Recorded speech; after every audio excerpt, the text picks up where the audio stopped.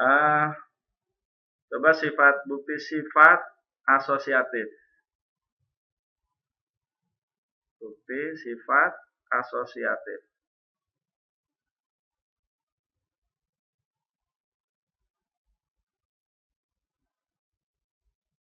Nah, kalau secara aljabar, secara vektor, misalnya kita punya vektor U. Nah, seperti ini vektor U. Kemudian kita punya vektor V. Seperti ini. Nah, U ditambah V jadinya vektor ini. Ini adalah U ditambah V.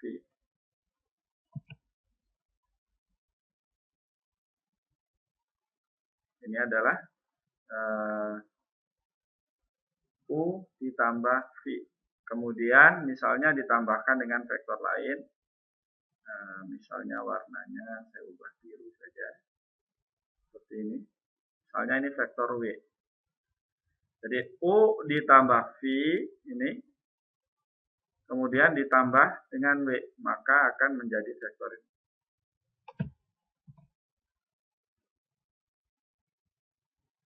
Nah, seperti itu.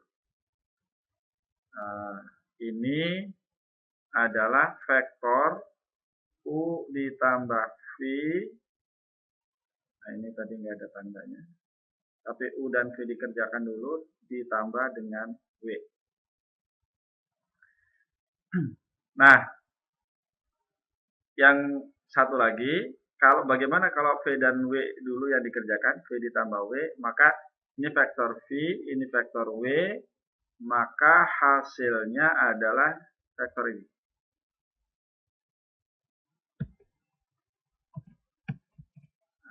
Warnanya mungkin warna ini saja.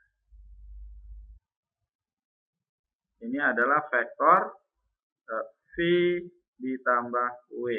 Nah, sekarang U ditambah V plus W, hasilnya ya ini juga.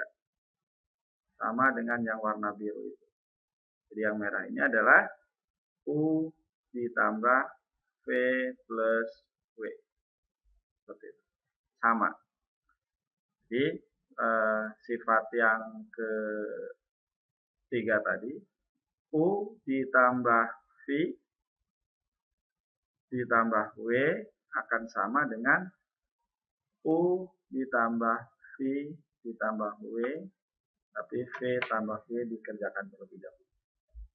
Nah, kalau secara aljabar, misalkan ini ditambah V ditambah W, nah, kita tahu U, misalnya supaya cepat kita buat di R2 saja, U1, U2 ditambah V1, V2, ini dikerjakan dulu, ditambah W1, W2. Nah, ini kita hitung dulu. U1 tambah V1,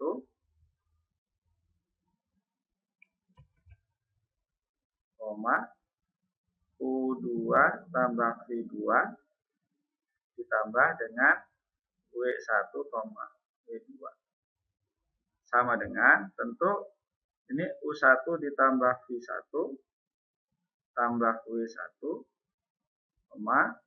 U2 tambah V2, kita kurung, ditambah W2.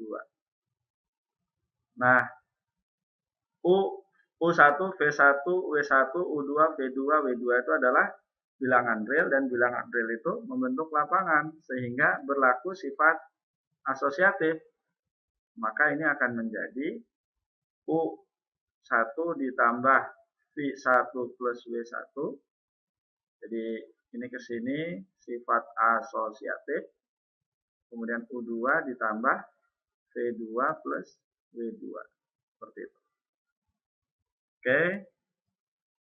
Nah, bisa dibayangkan nanti dari sini, mungkin kita pindahkan aja ke sini.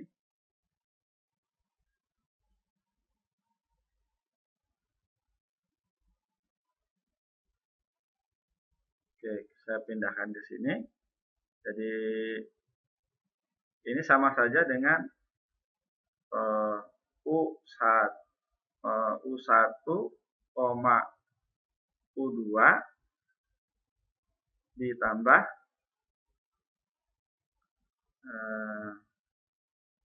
V1 tambah W1, V2 tambah W2.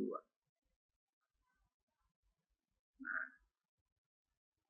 ini adalah vektor U. Sementara yang ini adalah V ditambah W. Jadi dari sini tadi ke sini. Sehingga jelas bahwa ini akan sama dengan ini. Yang lainnya seperti ini caranya.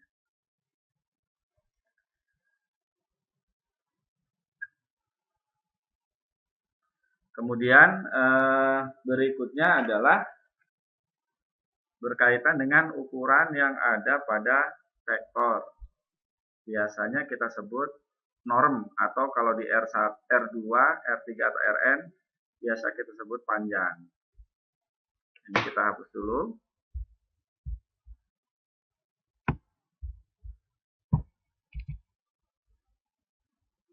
Sekarang kita bahas norm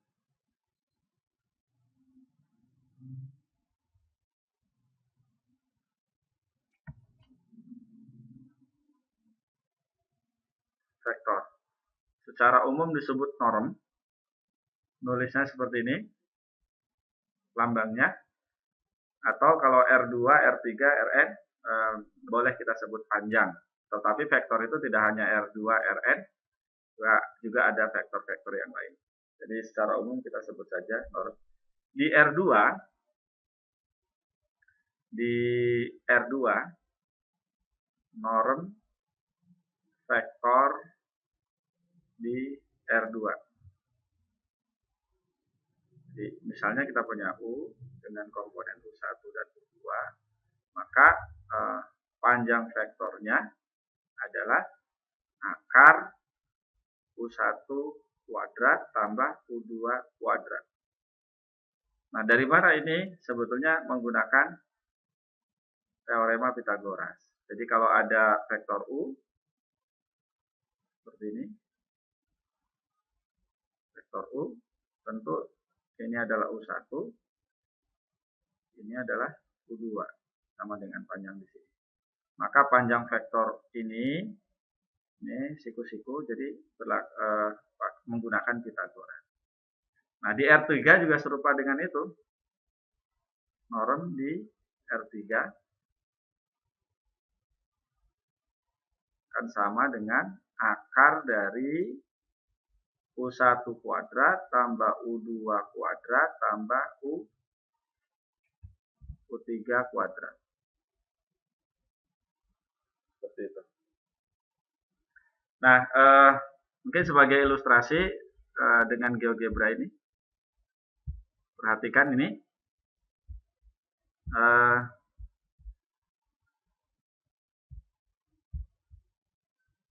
Ini komponen yang pertama, U1, komponen kedua, komponen ketiga. Dari komponen pertama dan komponen kedua, dihasilkan ini tegak lurus menggunakan Pitagoras. Jadi ini U1, akar dari U1 kuadrat tambah U2 kuadrat. Kemudian ini U3, sehingga jadilah rumus yang tadi. Nah, ini tadi sifat asosiatif, buktinya dengan geometri. Oke, seperti itu. Jadi sebagai contoh, kalau kita punya misalnya vektor U-nya adalah negatif 1,5, maka panjang vektornya atau normnya sama dengan akar negatif 1 kuadrat tambah 5 kuadrat sama dengan 1 plus 25 akar, jadi sama dengan akar 26. Atau di R3 misalnya kita punya negatif 3, negatif 4, kemudian 12 misalnya. maka panjang vektornya adalah akar dari negatif 3 kuadrat ditambah negatif 4 kuadrat ditambah 12 kuadrat. Maka akan diperoleh 9 tambah 16 tambah 144 sama dengan 169. Berarti ini sama dengan akar 169 atau 13. Jadi sesederhana itu menghitung panjang vektor.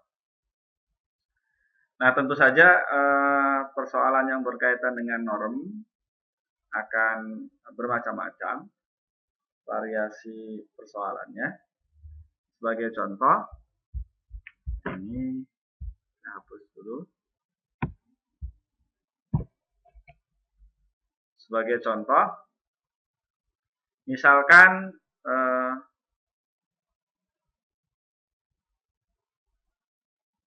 vektor U komponennya adalah 2x negatif 1. Kemudian diketahui panjang vektor U-nya sama dengan misalnya 16 gitu. Misalnya 16. Pertanyaannya, berapakah x? Nah, kita lihat panjang vektor U sama dengan 16. Ini supaya tidak terlalu besar, jadi tidak usah 16.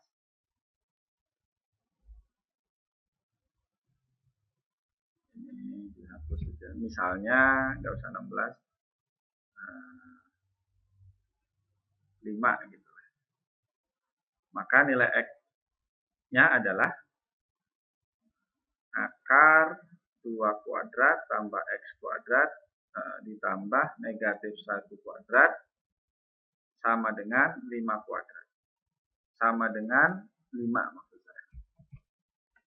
Kemudian kita kuadratkan kedua ruas. 4 ditambah x kuadrat ditambah 1 sama dengan 25. Sehingga x kuadrat sama dengan 25. Ini 4 tambah 1. Jadi 5 kurangi 5 sama dengan 20. Jadi x kuadrat sama dengan 20. Maka x-nya adalah bisa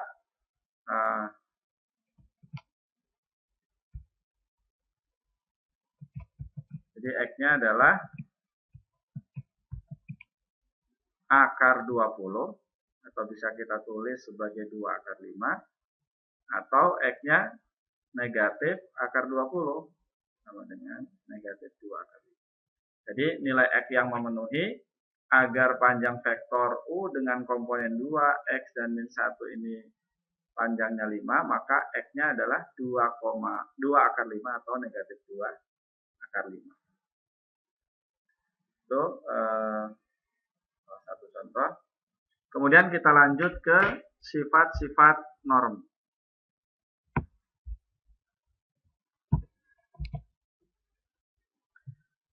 Sifat-sifat norm